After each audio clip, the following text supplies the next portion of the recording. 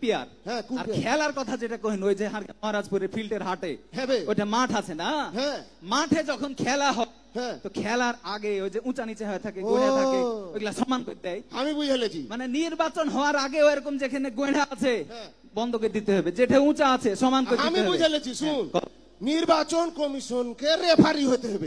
একদম ঠিক কথা। খেলবে এসব দল কাউরির সাথে যেন ফষ্টি না করে একদম। তবে বুঝেছি নির্বাচন কমিশনকে খেপা ও বুঝালাইনি 17 বছর কি হয়েছে বেশি রকম টাল্টি বাল্টি করে বাঁশের লাঠি তৈরি আছে। ওইটাই কইলো পিয়ার পদ্ধতিতে হইবে কি কইনো আমি পিয়ার মনে থিবা কিন্তু দেশ জনতা সবাই যেন মনে থাকে। পিয়ার পদ্ধতিতে হইতে হইবে সংসদ নির্বাচন, হইতে হইবে লেভেল প্লেইং ফিল্ড নিশ্চিতকরণ। না না হে প্রবাসীদের ভোটাধিকার দিতে হবে কথা নাই আর, প্রবাসীদের ভোটাধিকার দিতে হবে কথা নাই আর, প্রবাসীদের ভোটাধিকার দিতে হবে।